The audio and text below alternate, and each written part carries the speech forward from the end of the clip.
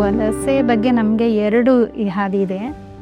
ನಾವು ಇಲ್ಲಿಂದ ಎಲ್ಲಿ ಚೆನ್ನಾಗಿದೆ, ಏನೋ ನಮಗೊಂದು ಒಳ್ಳೆ ಆದಾಯ ಸಿಗ್ತಾ ಇದೆ ಅಂದರೆ ಹೋಗಲಿ, ಆದರೆ ಅಲ್ಲಿ ಪರಿಸ್ಥಿತಿಗೆ ಚೆನ್ನಾಗಿಲ್ಲ, ಇದೇ ನಿರಂತರ 20-30 ವರ್ಷದಿಂದ ಇದೇ ಬದುಕೆ ಕಟ್ಕೊಂಡಿದ್ದಾರೆ ಅಂದರೆ ಅದನ್ನು ನಿಲ್ಲಿಸಿ ಹೊಸದಾಗಿ ಪರ್ಯಾಯ ಅವರು ಏನಾದರೂ ಮಾಡ್ಕೋಬೇಕು ಅಂದರೆ ಅದೇನು ಕಲೆಕ್ಟಿವ್ ಆಗಿ ಅವೇರ್ನೆಸ್ ಆಗಬೇಕು. ಅಂದರೆ ಯಾವಾಗ ಅವರು ಪರಿವರ್ತನೆ ಅಂದರೆ ನೀವು ಬರ್ರಿ ಅದನ್ನು ಬಿಟ್ಟು ಬರ್ರಿ ಅಂದರೆ ಯಾರೂ ಹಂಗೆ ಬರೋಕ್ಕೆ ರೆಡಿ ಆಗಲ್ಲ. ನಮಗೊಂದು ಆದಾಯಕ್ಕೆ ಒಂದು ಯಾವ್ದಾದ್ರು ಒಂದು ಸಣ್ಣದಕ್ಕಾಗಲ್ಲಕ್ಕೆ ನಾವು ಅದನ್ನು ಒಟ್ಟಾಗಿ ಹುಡುಕ್ಲಿಕ್ಕೆ ಪ್ರಯತ್ನ ಮಾಡಿದ್ವಿ.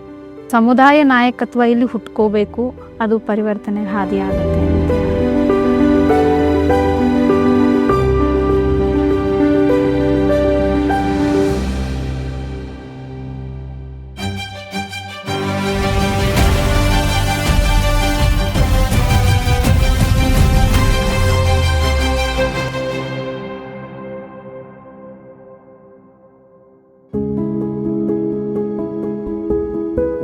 ನನ್ನ ಹೆಸರು ಭುವನೇಶ್ವರಿ, ನಮ್ಮೂರು ಬಂದು ಬೊಬ್ಲಾದು.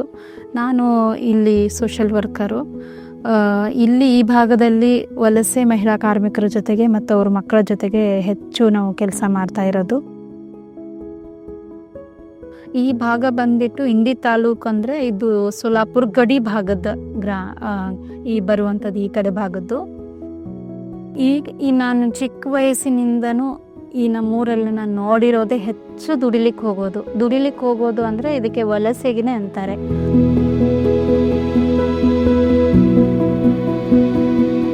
ವಲಸೆ ಹೋಗೋದು 2-3-4 ಕೆಲಸಕ್ಕೆ ಹೋಗ್ತಾರೆ. ಒಂದು ಕಬ್ಬಿನ ತೋಡಿ, ಇಟ್ಟಿಗೆ ಕೆಲಸ, ಆಮೇಲೆ ಕಾಲುವೆ ನಿರ್ಮಾಣ ಕೆಲಸಕ್ಕೆ ರೀ.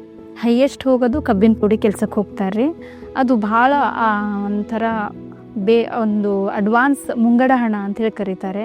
ಆ ಹಣ ಒಟ್ಟಿಗೆ ಸಿಕ್ಕರೆ ಯಾವುದಾದ್ರು ಒಂದು ಕೆಲಸ ಆಗುತ್ತೆ ಅನ್ನೋ ಕಾರಣಕ್ಕಾಗಿ ಜನ ಹೋಗೋದು. ಇಲ್ಲಾಂದ್ರೆ ಏನಾದರೂ ಒಂದು ಸಾಲ ಆಗಿತ್ತಂದ್ರೆ ಒಟ್ಟಿಗೆ ಮುಟ್ಟಿಬಿಡುತ್ತೆ, ಇದೊಂದು ಸತಿ ಹೋಗಿ ಮುಟ್ಟಿಸಿ ಬರೋಣ ಅನ್ನೋದು ಈ ಥರ ಅಂದ್ಕೊಂಡು ಹೋಗಿರ್ತಾರೆ. ವಲಸೆಗೆ ಹೋಗ್ತಾರೆ, ಹೋಗೋ ಮುಂದೆ ಎಲ್ಲ ಕಟ್ಕೊಳ್ಳೋದು, ಹಿಟ್ಟು ಕಟ್ಕೊಳ್ಳೋದು, ಜೋಳ ಕಟ್ಕೊಳ್ಳೋದು, ಖಾರ ಕಟ್ಕೊಳ್ಳೋದು, ತಯಾರಿ ಮಾಡ್ಕೊಳ್ಳೋದು, ಇದೆಲ್ಲ ಈ ಅಕ್ಟೋಬರ್ ತಿಂಗಳಲ್ಲಿ ಶುರು ಮಾಡೋರು. ಇಲ್ಲಿ ದೀಪಾವಳಿಗೆ ಒಂದು ಜಾತ್ರೆ ಆಗುತ್ತೆ. ಈಗ ಹೋಗ್ಬಿಟ್ರೆ ಅವ್ರು ಬರೋದು ಮತ್ತೆ ಜೂನ್ 7 ಜೂನಕ್ಕೆ. ಹೋಗುವಾಗ ಆ ಗಾಡಿ ನೋಡೋ ಕ್ಯೂರಿಯಾಸಿಟಿ ನನಗೆ ಇಷ್ಟ ಇರ್ತಿತ್ತು ಅಂದರೆ ಅದು ಕಟ್ಕೊಂಡು ಹೋಗೋದು ನೋಡ್ತಿದ್ದೆ. ಅದು ಬರ್ತಾರಂದ್ರೂ ನೋಡೋದು ಕ್ಯೂರಿಯಾಸಿಟಿ ಇರ್ತಿತ್ತು. ಆವಾಗ ನಾನು ಚಿಕ್ಕ ಹುಡುಗಿದ್ದೆ, ನನಗೂ ಅನಿಸ್ತಿತ್ತು ಅವಾಗ ಎಲ್ಲರೂ ದುಡಿಲಿಕ್ಕೆ ಹೋಗ್ತಿದ್ರಲ್ಲ ಅಂತಂದಾಗ ನಾನು ದುಡಿಲಿಕ್ಕೆ ಹೋಗೋಮಪ್ಪ, ಹಣ ಬರುತ್ತೆ ನಮಗೂ, ಹಿಂಗೆ ಅನಿಸ್ತಿತ್ತು.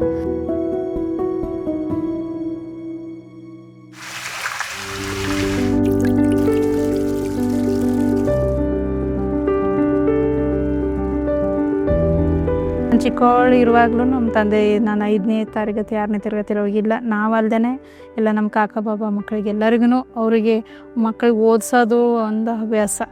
ಇಡೀ ರಾತ್ರಿಯಲ್ಲೇ ಎಬ್ಬಿಸಿ ಓದಿಸೋಂಥದ್ದು, ಹೆಚ್ಚು ಶಿಕ್ಷಣಕ್ಕೆ ಮಹತ್ವ ಕೊಡೋರು. ಒಳ್ಳೆ ಬಟ್ಟೆ ಉಡ್ತಿರೋ ಇಲ್ಲೋ ಗೊತ್ತಿಲ್ಲ, ಒಳ್ಳೆ ಊಟ ಮಾಡ್ತಿರೋ ಇಲ್ಲೋ ಗೊತ್ತಿಲ್ಲ, ಓದಬೇಕು ಅನ್ನೋದಕ್ಕೆ ಓದಿಗೆ ಹೆಚ್ಚು ಮಹತ್ವ ಕೊಟ್ಟದ್ದು ನನ್ನ ತಂದೆ. ಹಾಗಾಗಿ ಓದಿನ ಅರಿವು ಮತ್ತು ಅದು ಎಷ್ಟು ಮುಖ್ಯ ಅಂತೇಳಿ ನಮ್ಮ ಬದುಕಲ್ಲಿ ಅದು ಅರ್ಥ ಆಗ್ತಾ ಹೋಗಂತು ಸರ್. ಮುಂದೆ ಇದು ನಾನು ನನ್ನ ಸ್ನಾತಕೋತ್ತರ ಇದರಲ್ಲಿ ಪದವಿಯಲ್ಲಿ ರಿಸರ್ಚ್ ಮಾಡುವಾಗ್ಲೂ ಯಾವ ಸಬ್ಜೆಕ್ಟ್ ಆಯ್ಕೆ ಮಾಡ್ಕೊಳ್ತೀರಿ ಅಂತಂದಾಗ ನನಗೆ ಇಲ್ಲಿ ಪ್ರಸ್ತುತವಾಗಿರುವಂಥ ಸಮಸ್ಯೆನೇ ನಾನು ಯೋಚನೆ ಮಾಡಿದಾಗ ಹೆಚ್ಚು ಗುಳೆ ಹೋಗೋದು ಇಲ್ಲಿ ಎಲ್ಲ ಅಂಥೇಳಿ ಈ ಭಾಗದ ಭೌಗೋಳಿಕ ಪ್ರದೇಶದ ಏನು ಪರಿಸ್ಥಿತಿ ಇದೆ ಮತ್ತು ಜನರದ್ದು ಪರಿಸ್ಥಿತಿ, ದುಡಿಮೆ ಸ್ವರೂಪ ಏನಿದೆ, ಹೆಣ್ಮಕ್ಳದ್ದು ಇದೊಂದು ಪರಿಸ್ಥಿತಿನೇ ನಾನು ಅಧ್ಯಯನ ಮಾಡಬೇಕಂಥೇಳಿ ನಾನು PhD ಈ ವಿಷಯನ ವಲಸೆ ಮತ್ತು ಮಹಿಳೆಯರ ಬದುಕು, ವಿಜಯಪುರ ಮತ್ತು ಸೋಲಾಪುರ ಗಡಿ ಭಾಗದ ಗ್ರಾಮೀಣ ಪ್ರದೇಶದ ಮಹಿಳೆಯರ ಕುರಿತು ಒಂದು ಅಧ್ಯಯನ ಅಂಥೇಳಿ ಈ ವಿಷಯದ ಮೇಲೆ ನಾನು ಸಂಶೋಧನೆಯನ್ನು ಪ್ರಾರಂಭ ಮಾಡಿದೆ.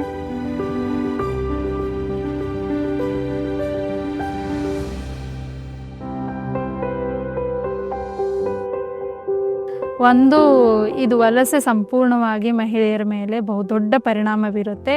ಮೊದಲನೇದಾಗಿ ಹೆಲ್ತ್ ಮೇಲೆ ಪರಿಣಾಮ ಬೀರುತ್ತೆ. ಕಬ್ಬಿನ ತೋಡಿ ಕೆಲಸದಲ್ಲಿ ತುಂಬ ಭಾರ ಇರುವಂತಹ ಪೆಂಡಿಗಳನ್ನು ಎತ್ತಿ ಟ್ಯಾಕ್ಟ್ರಿಗೆ ಹಾಕ್ತಾರೆ. ಬಹುತೇಕ ಹೆಣ್ಮಕ್ಳಿಗೆ ಇದು ಗರ್ಭಪಾತ ಆಗಿರೋದು, ಆಮೇಲೆ ಹೆಲ್ತ್ ಇಶ್ಯೂ ಆಗಿದೆ. ಭಾಳಷ್ಟು ಜನ 25-30 ವರ್ಷದ ಹೆಣ್ಮಕ್ಳೇ ಗರ್ಭಕೋಶ ಆಪ್ರೇಷನ್ಗಳಾಗಿವೆ.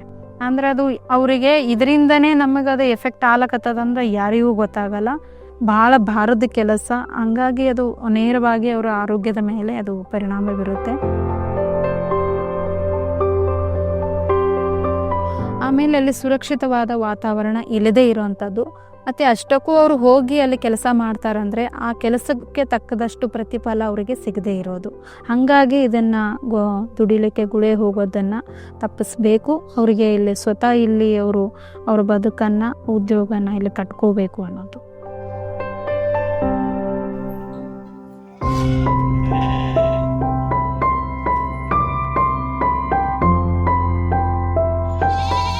ವಲಸೆ ದುಡ್ಲಿಕ್ಕೆ ಹೋಗೋದ್ರಲ್ಲೇ ಮೊದಲು ನಮ್ಮ ತಂಗಿನೇ ಹೋಗ್ತಿದ್ರು, ನನ್ನ ಸ್ವಂತ ತಂಗಿ ಹಿಂದೂನೇ. ಅವರಿಗೆ ಅದು ರತ್ನಗಿರಿವರೆಗೂ ಅವರು ವಲಸೆ ಹೋಗೋರಲ್ಲ. ಇನ್ನು ನನ್ನ ಮಕ್ಕಳೆಲ್ಲ ಓದಲಿ ಮಾಡಲಿ ಅಂಥೇಳಿ ಅವಳು 4 ತಿಂಗಳು ಟೈಲರಿಂಗ್ ಕಲಿತು ನಾ ಇನ್ನು ಮುಂದೆ ಹೋಗೋದಿಲ್ಲ ಅಂಥೇಳಿ ಸ್ವತಃ ನಮ್ಮ ತಂಗಿನೇ ವಲಸೆ ಹೋಗೋದನ್ನು ಸ್ಟಾಪ್ ಮಾಡಿದ್ರಲ್ಲ, ಅದು ನನಗೆ ಮೊದಲು ಖುಷಿಯಾಗಿರೋದು. ಅದು ಮೊದಲನೇ ಹೆಜ್ಜೆ. ಅದು ಫಸ್ಟ್ ನಮ್ಮಲ್ಲೇ ಆಗಬೇಕು, ನಂತರ ಸಮುದಾಯಗಳಲ್ಲಿ ತರ್ಲಿಕ್ಕೆ ಅದು ನನಗೆ ಮುಂದಿನ ಹಾದಿಯಾಗಿ ಕಾಣ್ತು ನನಗೆ.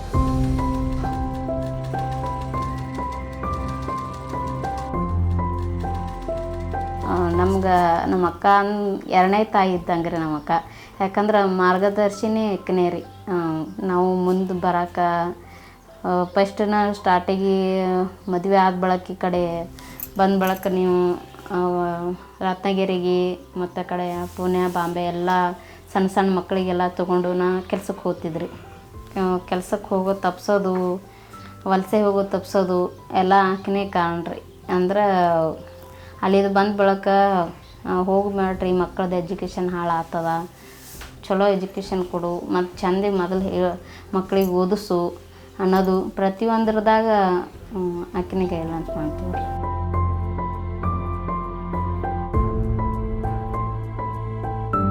ಅದರ ಜೊತೆಗೇ ಸಂಶೋಧನೆ ಮಾಡುವಾಗ ನನ್ನ ಮಾರ್ಗದರ್ಶಕರು ಈ ಕಮ್ಯುನಿಟಿಯಲ್ಲಿ ಅಥವಾ ಈ ಮಹಿಳೆಯರಲ್ಲಿ ನಾವೇನಾದರೂ ಬದಲಾವಣೆ ತರ್ಬೋದಾ ಅಂದಾಗ ಅಲ್ಲಿ ನಾವು ಕ್ರಿಯಾತ್ಮಕ ಸಂಶೋಧನೆ, ಆ್ಯಕ್ಷನ್ ರಿಸರ್ಚನ್ನು ನಾವು ಶುರು ಮಾಡಿದ್ವಿ.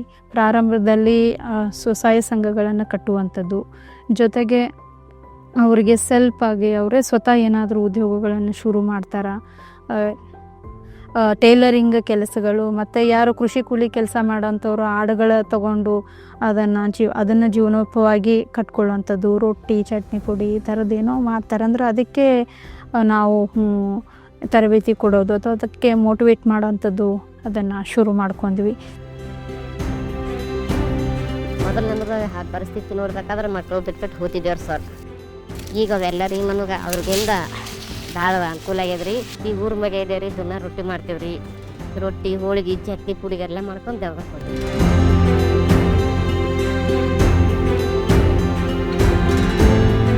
ರಿಸರ್ಚ್ ಆದಮೇಲೆ PhD ನಂದು 2021ಕ್ಕೆ ಅವಾರ್ಡ್ ಆಯಿತು ಅಕ್ಕ ಮಹಾದೇವಿ ಯೂನಿವರ್ಸಿಟಿಯಲ್ಲಿ.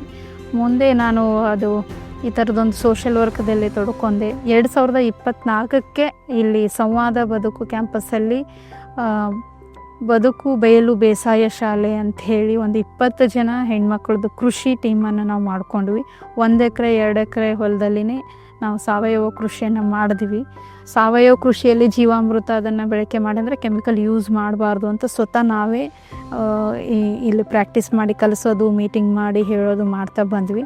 ಅದರಿಂದ ಎಲ್ಲ ಹೆಣ್ಮಕ್ಳೂ ಕಲ್ತ್ಕೊಂಡ್ರು, ಅವ್ರವ್ರ ಹೊಲದಲ್ಲಿ ಅದನ್ನು ಪ್ರಾಕ್ಟೀಸ್ ಮಾಡಿದ್ರು. ಆದಾಯ ಬೆಳೆ ಕೂಡ ಚೆನ್ನಾಗಿ ಬಂತು. ಹೆಚ್ಚು ಸಜ್ಜೆ ಶೇಂಗಾ ಬೆಳೆದ್ರು. ನಾವು ಅದನ್ನು ಹೋಗಿ ನೇರವಾಗಿ ಮಾರ್ಕೆಟ್ ಮಾಡಿದ್ರೆ ಎಲ್ಲ ಸಾಮಾನ್ಯ ರೈತರ ಅದೇ ರೀತಿಯ ಬೆಲೆಗೆ ಮಾರೋದು ಬೇಡ, ಅದನ್ನು ಕೂಡಿಟ್ಟು ಅದನ್ನು ಮೌಲ್ಯವರ್ಧನೆ ಮಾಡಿ ಮಾರ್ಕೆಟಿಂಗ್ ಶುರು ಮಾಡೋಣ ಅನ್ನೋದು ಯೋಚನೆ ಬಂತು. ಹೆಣ್ಮಕ್ಳ ಕಡೆಯಿಂದನೇ, ಸಮುದಾಯದ ಕಡೆಯಿಂದನೇ ಅದು ಹೋಳಿಗೆ ವ್ಯಾಪಾರ ಶುರು ಮಾಡೋಣ ಅಂತ ಹೆಣ್ಮಕ್ಳಿಂದೇ ಯೋಚನೆ. ಅದು ಅಲ್ಲಿಂದ ಹೋಳಿಗೆ ಚಟ್ನಿ ರೊಟ್ಟಿ ಈ ಥರದ ಮಾಡಿ ಮಾರ್ಕೆಟಿಂಗ್ ಶುರು ಮಾಡಿದ್ವಿ. ಇದನ್ನು ನಾವು ಇಲ್ಲಿ ಮಾರ್ಕೆಟ್ ಮಾಡೋದಕ್ಕಿಂತಲೂ ಪರ್ಯಾಯವಾಗಿ ಸಾವಯವ ಇದರಲ್ಲಿ ಬೆಳೆದಿರುವ ಮಾರ್ಕೆಟಿಂಗ್ಗಳೇ ಇದ್ದಾವೆ ಬೆಂಗಳೂರಲ್ಲಿ. ರಾಗಿ ಕಣ, ರಾಜರಾಜೇಶ್ವರಿ ಸಂತೆ, ಪೂರ್ಣ ಸಂತೆ, ಇಲ್ಲಿ ಒಯ್ದು ಮಾರಾಟ ಮಾಡಬೇಕು ಅಂಥೇಳಿ ಯೋಚನೆ ಮಾಡಿದಾಗ ಆ ಸಂದರ್ಭದಲ್ಲಿ ನಮಗೆ ಶಕ್ತಿ ಯೋಜನೆಯೂ ಜಾರಿಗೆ ಬಂತು. ಆವಾಗ ಇಮಿಡಿಯೇಟ್ಲಿ ನಮಗೆ ಸಹಾಯಕ್ಕಾಗಿ ಶಕ್ತಿ ಯೋಜನೆ ತುಂಬ ಸಹಾಯಕನೂ ಆಯಿತು. ಆ ಬಸ್ಸಲ್ಲಿ ಹೋಗಿ ಮಾರ್ಕೆಟಿಂಗ್ ಆವಾಗಿಂದ ಶುರು ಮಾಡಿಕೊಂಡವರು. ಈಗ 1 ವರ್ಷ ಆಗ್ತಾ ಬಂತು. ಶಕ್ತಿ ಯೋಜನೆ ಮೂಲಕ ಬಸ್ಸಲ್ಲಿ ಹೋಗೋದು, ಅಲ್ಲಿ ಮಾರ್ಕೆಟಿಂಗ್ ಮಾಡೋದು, ಮತ್ತು ಇಂಪ್ರೂವ್ ಕೂಡ ಆಗಿದೆ. ಅಲ್ಲಿ ನಾವು ರೊಟ್ಟಿ ಚಟ್ನಿ ಹೋಳಿಗೆ ಮಾರಾಟ ಮಾಡಿಸಿದ್ದಂಗೆ ರಾಗಿ ಕಣ್ಣದಲ್ಲಿ ತುಂಬ ಅಲ್ಲಿ ಜನನೂ ಚೆನ್ನಾಗಿ ಬರೋದು. ಇದು ನೋಡಿಬಿಟ್ಟು ಬಿಸಿ ರೊಟ್ಟಿ ಊಟನೂ ಸ್ಟಾರ್ಟ್ ಮಾಡಿ ಅಂಥೇಳಿ ಹೆಚ್ಚು ಗ್ರಾಮೀಣ ಪ್ರದೇಶದ ಹೆಣ್ಮಕ್ಳಿಗೆಲ್ಲ ಆದ್ಯತೆ ಕೊಟ್ಟರು. ಈ ಬಾರಿ ನಾವು ಅಲ್ಲಿ ಕೆಫೆ ರೀತಿಯಲ್ಲಿ ಬಿಸಿ ರೊಟ್ಟಿ ಊಟ ಕೂಡ ಸ್ಟಾರ್ಟ್ ಮಾಡಿದ್ದೀವಿ. 2 ಬಿಸಿ ರೊಟ್ಟಿ ಮತ್ತು ಪಲ್ಯ, ಚಟ್ನಿ, ಮೊಸರು ಹಾಕಿ ಕೊಟ್ಟರೆ 100 ರೂಪೀಸ್. ಏನಿಲ್ಲ ಅಂದರೆ ಅಲ್ಲಿ 100 ಇಂದ 200 ಜನ ಊಟ ಮಾಡ್ತಾರೆ. 4 ಜನ ಹೆಣ್ಮಕ್ಳು ಒಂದು ದಿನದಲ್ಲಿ 20,000 ತನಕ ಆದಾಯ ಮಾಡುವಂಗೆ ಅಷ್ಟು ಚೆನ್ನಾಗಿ ಇಂಪ್ರೂವ್ ಆಗಿದೆ ಸರ್.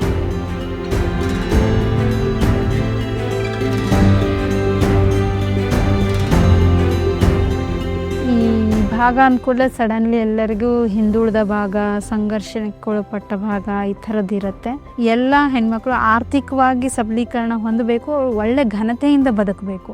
ನಮ್ಮದು ಈಗ 1 ಎಕರೆ ಹೊಲ ಇದ್ರೆ ಅಂದರೆ ನನಗಲ್ಲಿ ನೆಮ್ಮದಿಯಾಗಿ ನಾನು ಸ್ವತಂತ್ರವಾಗಿದ್ದೀನಿ ಅಂತ ಪ್ರತಿ ಹೆಣ್ಮಗಳಿಗೂ ಅದು ಫೀಲ್ ಆಗಬೇಕು. ಅದನ್ನು ನಾವು ಇಲ್ಲಿ ತರಬೇಕು ಅನ್ನೋದಿದೆ. ಮತ್ತು ಮುಖ್ಯವಾಗಿ ನಾವು ಹೆಚ್ಚು ಗಮನ ಕೊಡಬೇಕಾಗಿರೋದು, ಹೆಣ್ಮಕ್ಳ ಶಿಕ್ಷಣ ಆಗಿಲ್ಲ ಆದರೆ ಅವ್ರಿಗೆ ಒಳ್ಳೆ ನಾಲೆಜ್ ಇದೆ, ಅನುಭವ ಇದೆ, ಅದರ ನೆಕ್ಸ್ಟ್ ಅವರು ಮುಂದಿನ ಪೀಳಿಗೆ ಒಳ್ಳೆ ಶಿಕ್ಷಣ ಪಡಿಬೇಕು.